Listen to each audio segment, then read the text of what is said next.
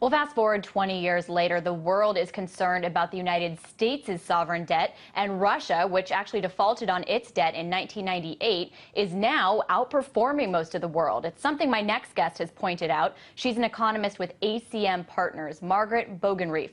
She joins us to tell us if and how the U.S. should be taking notes. Thanks so much for being with us. Now, you make the case in a recent article I read of yours that the U.S., as it stood poised for default, Russia's economy is looking really good and really is the exciting growth story for the BRICS countries. Looking back, of course, Russia was a country that had to go through a lot of pain in order to get to where it is today, including shock therapy in the 90s, as we saw in that report. So do you see any lessons in that for the United States?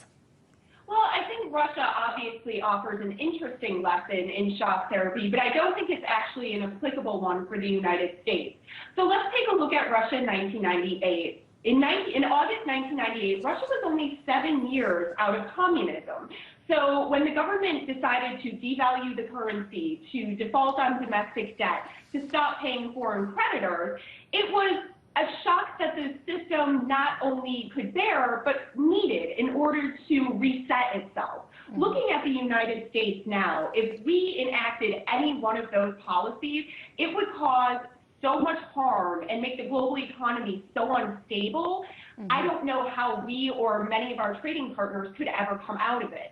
So while Russia offers a very interesting case, you do have to remember that there was quite a bit of built-up demand in entrepreneurism, waiting in the wings, waiting for a shock to occur so that it could then, pull itself back to new normal. The United States doesn't have that. We are too tied to the global economy. Remember, we are still the reserve currency, no matter what people say. We still have, quite a bit of ties to the world, obviously our trading partners, and, the world really looks to us for, economics and, other leadership. If we were to do any one of those three things that Russia did, it would impact the world so devastatingly and our trade partners. I don't think we or the world could ever recover. So while Russia offers an interesting example, I actually think a better one is Japan in the 90s. Japan had a recovery. And there are many comparisons for the United States to Japan that we've seen and that we've talked about on this show. But I do want to bring up just the issue of priorities, because something that you see even in the shock therapy that Russia endured were priorities where, the market maybe got the therapy, but the people got the shock, and they dealt with unemployment and poverty and very serious amounts of pain. Is there anything that the United States needs to be considering as far as pain? I mean, can you get out of a crisis like the United States is in? Because even though it's the reserve currency, many people are very concerned about the U.S. debt, say the U.S. can never pay its bills. Can you get out of that situation and get out of the economic doldrums that the U.S. is in, even with jobs, without enduring pain? I actually really like that question, and here's why. Right now, there's a big debate going on in the United States regarding Keynesian economics. Should the government pump more money into the economy? I know Paul Krugman is a big fan of debating Keynesian economics. Here's the problem. There's a difference between politics and economics. So while a case could be made for the Keynesian approach, the government pumps more money into the economy, the economy slowly recovers, demand increases, jobs increase. Well, I think a case could be made for that. Wherever you stand on the issue, that's politically infeasible. I don't think anybody is going to ever push that, particularly right now with this current administration and Congress. So kind of taking a step back and looking at solutions, yeah, I think there is an issue of priorities. And I do think, there is, I know that conservatives love to argue about class warfare and, people are just trying to rile people up against, the upper classes. I think tax codes and, what we ask of our wealthiest system, of our wealthiest citizens really is part of the problem. I really do. I think the tenor of the debate has become so charged that there's almost not a feasible answer, particularly from the government end. So yeah, I do believe that there will be more pain. I think the best answer lies in restating and redoing our tax codes. Okay, so then who should endure that pain, though? Do you go squeeze the richest top 1% of the country that controls a third of the wealth in the U.S. to pay for programs like entitlements that are broke, help the poor, help the old that are guaranteed money? Or do you squeeze the larger portion, the poorest 50% who control just a few percent of the wealth in this country, but who are living off of government welfare for their food, for their health care, for unemployment in record numbers, especially when it comes to examples such as food stamps. And stats show that 59% of people get some form of government assistance. So who do you squeeze? I love the way you phrase that question. Here's what wealth inequality shows to us, particularly in economics. It shows us where the money is. And I love the way you phrase that, the 50%, underneath the top 1%, do we squeeze them? Sure. I mean, knock yourself out. Right now, politically, that's what is winning in Congress right now. Here's the problem. There's only so much you can squeeze from those people. They aren't generating more income. They aren't generating more wealth. They aren't the significant wealth holders in the United States. So you can cut off aid and cut off and cut off and cut off.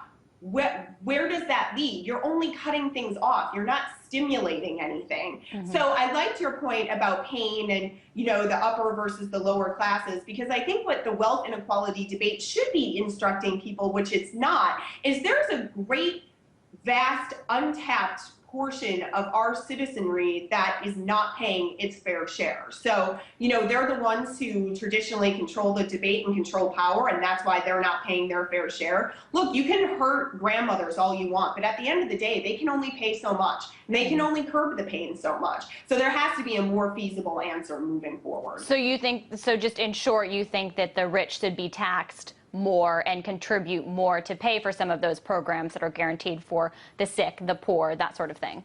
Absolutely. I think I think looking at it, the rich love to claim, and again, I'm speaking very broadly, so please, understand that. But the rich, and particularly conservatives, really like to argue, look, I earned my money here. This is a meritocracy. I worked hard. I got it. Sure. The United States was also created with the idea that you earn your keep and you pay your keep. And I think the big issue is so many conservatives say, look, I've made my money. I should be able to keep it. Yeah, nobody's saying that you shouldn't. But just because you earned it doesn't mean you deserve the right to not pay taxes and demand people underneath you pay crippling amounts and you don't, simply because you earned more. I think that's basically what the debate comes down to. I just want to make the point, along with what you're saying, I want to bring up, I think we have a picture of the Ferrari that is selling out. The Ferrari and the Lamborghini that were just released, essentially, they're already all sold out. They're about $400,000, which a lot of those orders coming from the United States. So they're not even out. They're sold out for their first model year. Tons of money. Does this, yes or no, does this further make your case that there are people that can afford to pay more?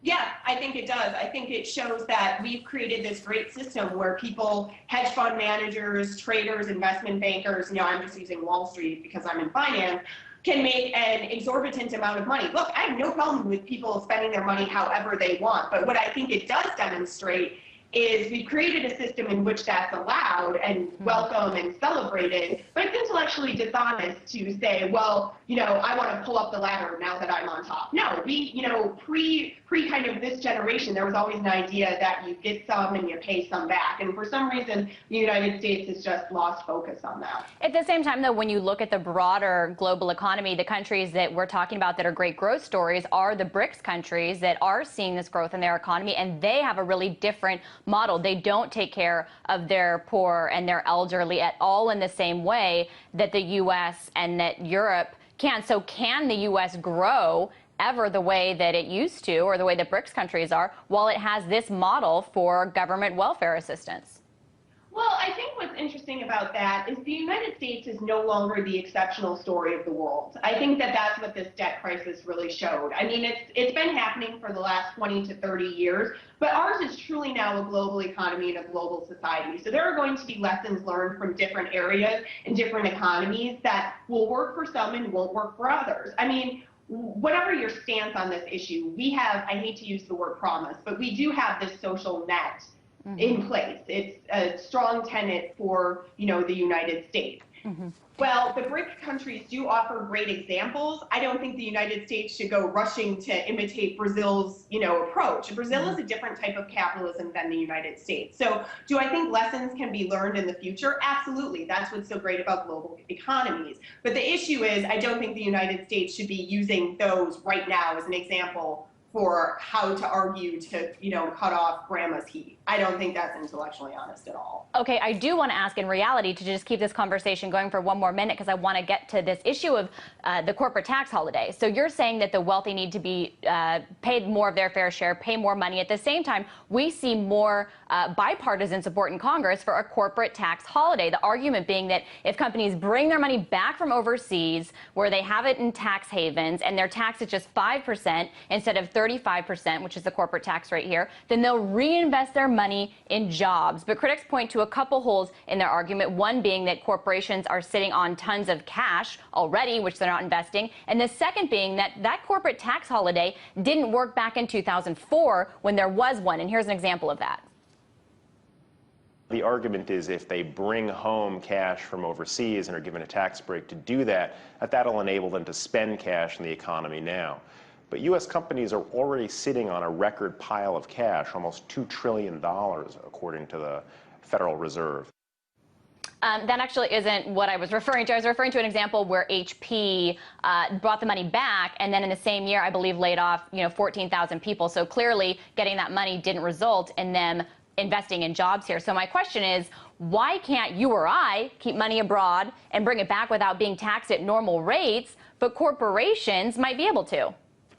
That's a great question. I think taking a broader, more macroeconomic look at this, here's what governments and policymakers need to understand. Policy corrections only work on the margins the majority of the time, and here's why. Unless the policy is so grossly and poorly enacted and it makes absolutely no sense, you're only going to see a shift on the margins of either spending, demand, or, like you said, job creation. So you look at a corporate tax holiday. So corporations bring more money back to the United States. That's great. What happens? I don't know. I don't have any more money. I'm not going to buy what they're selling. That doesn't increase demand. Last quarter's GDP numbers were 1.3% growth. That's not even growth. That's a recovery-less recovery is what I would call it. So you could enact corporate tax holidays. All that's going to happen is, people are going to buy more $400,000 cars. Is that helping our economy? Is that creating jobs here? No, it's not. It's just another example of, over-politicized opinion and look at economics. Right, except that's what people focus on as a solution. But I want to thank you so much for your analysis on all of this. That was Margaret Bogenreef. She's economist at ACM Partners.